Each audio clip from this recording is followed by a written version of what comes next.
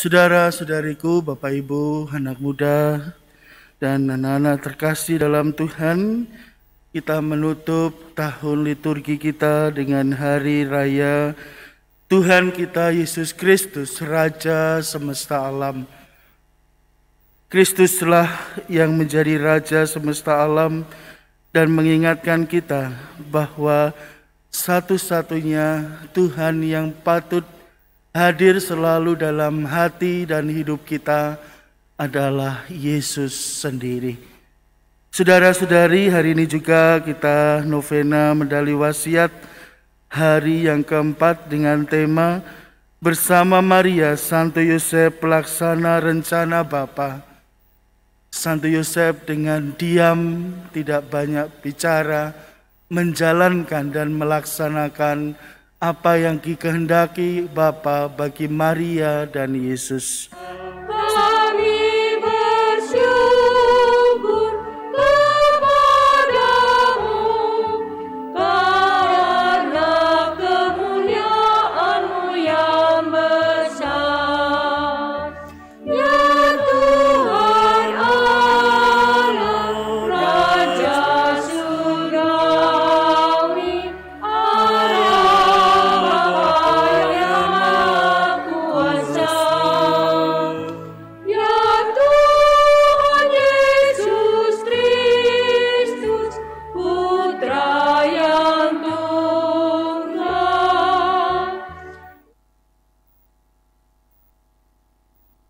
Saudara-saudari yang dikasihi oleh Tuhan, pada kesempatan Hari Raya Tuhan kita Yesus Kristus Raja semesta alam, Bapak Uskup kita memberikan surat gembalanya bagi kita sekalian, dan kami diperintahkan untuk membacakan dalam homili hari Sabtu dan Minggu ini.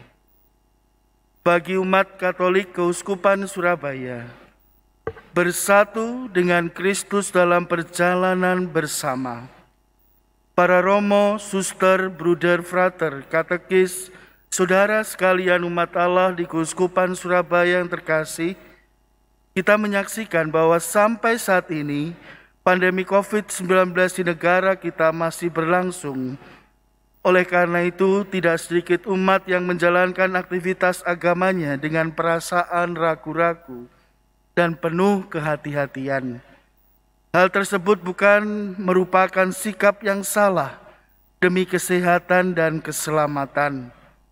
Namun demikian, bila kita berjalan dalam keraguan-raguan terus-menerus, justru malah menambah kekeringan rohani bagi hidup kita. Maka marilah berjalan dengan penuh kepastian, dengan perilaku yang baru, yaitu dengan terus disiplin menjalankan protokol kesehatan. Kita perlu mengakui selama masa pandemi ini, kehidupan beragama dan kehidupan beriman serta pelayanan gereja sangat terganggu. Dalam penerimaan sakramen-sakramen pun banyak di antara kita yang merasa terganggu. Sakramen Ekaristi sebagai sumber dan puncak kehidupan gereja, kekuatan ilahi, makanan surgawi, terpaksa kita lakukan secara daring. Dan kita menerima komuni batin yang bagi banyak orang menjadikan kurang mantap. Demikian juga penerimaan sakramen dan pelayanan lainnya.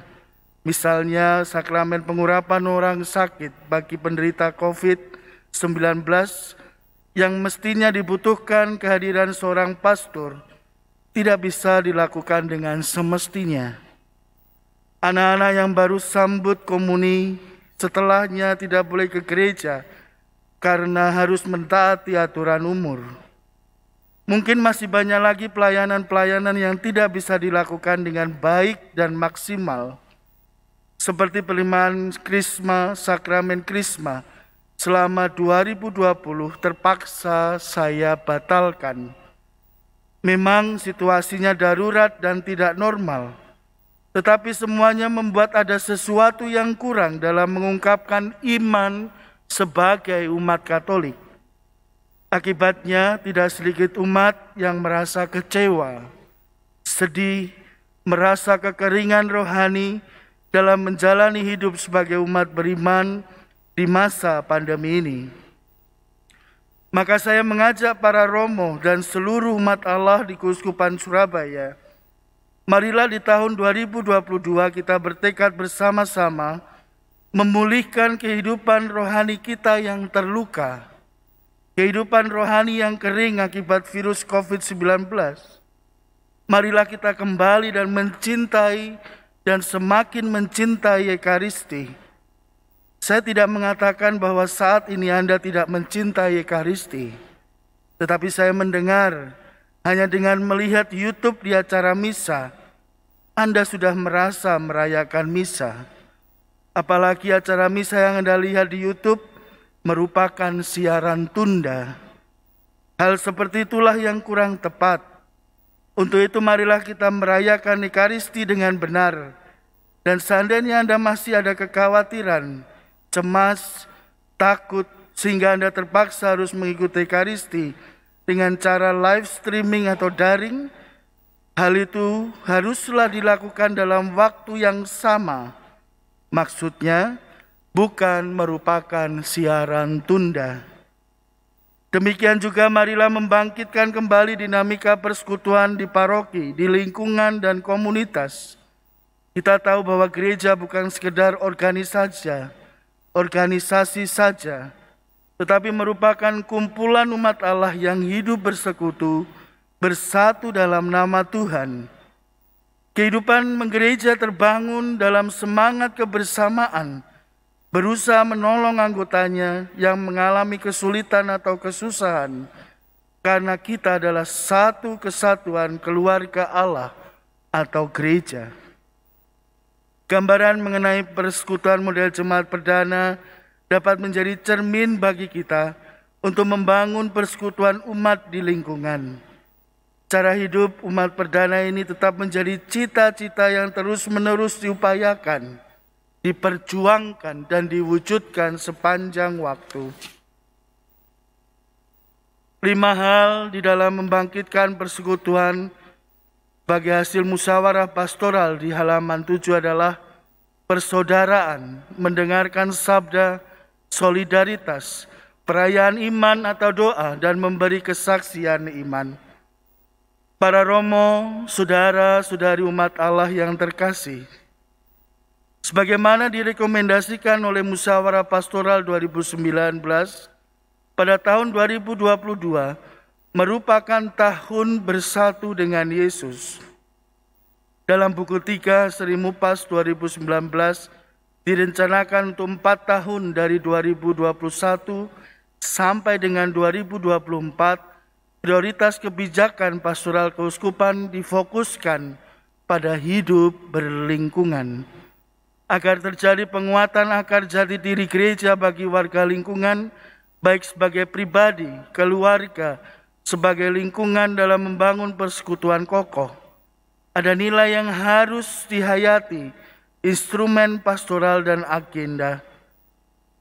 Dengan demikian, umat beriman di lingkungan diharapkan mempunyai ruang gerak yang luas untuk membuat gereja menjadi bermakna di dalam masyarakat. Sambil berfokus pada hidup berlingkungan, saya mengajak kepada paroki-paroki di Keuskupan Surabaya untuk melengkapi data yang diperlukan bagi karya pastoral kita. Karena dengan mempertimbangkan data-data tersebut, program pastoral bisa direncanakan dengan tepat, sehingga pelaksananya pun membawa dampak positif bagi perkembangan umat. Para romo, saudara-saudari umat Allah yang terkasih, di tahun 2021 ini kita juga dipanggil untuk terlibat mengikuti sinode oleh para Bapak Suci Fransiskus. Bapak Suci Paus Fransiskus mengajak seluruh gereja merenungkan tema yang menentukan bagi hidup dan misi gereja. Setelah kurang lebih 50 tahun berjalan bersama dari Konsili Vatikan yang kedua, tema yang diangkat adalah bagi gereja sinodal, persekutuan, partisipasi, dan misi. Persiapan sinode para uskup ini sudah dibuka pada tanggal 9 dan 10 Oktober sebagai sebuah upacara di Roma. Tahapan berikutnya adalah akan melibatkan seluruh umat Allah di seluruh dunia melalui gereja partikular atau keuskupan, melibatkan umat ekumene dan antar umat beragama. Baru kemudian bulan Oktober tahun 2023 yang disebut sidang umum biasa ke-16 akan diikuti tahap implementasi yang kembali akan melibatkan gereja-gereja keuskupan. Dengan acara ini, Bapak Suci Paus Fransiskus sedang memanggil gereja untuk menemukan kembali sifat sinodal yang mendalam. Penemuan kembali akar sinodal gereja akan mencakup proses belajar bersama dengan rendah hati.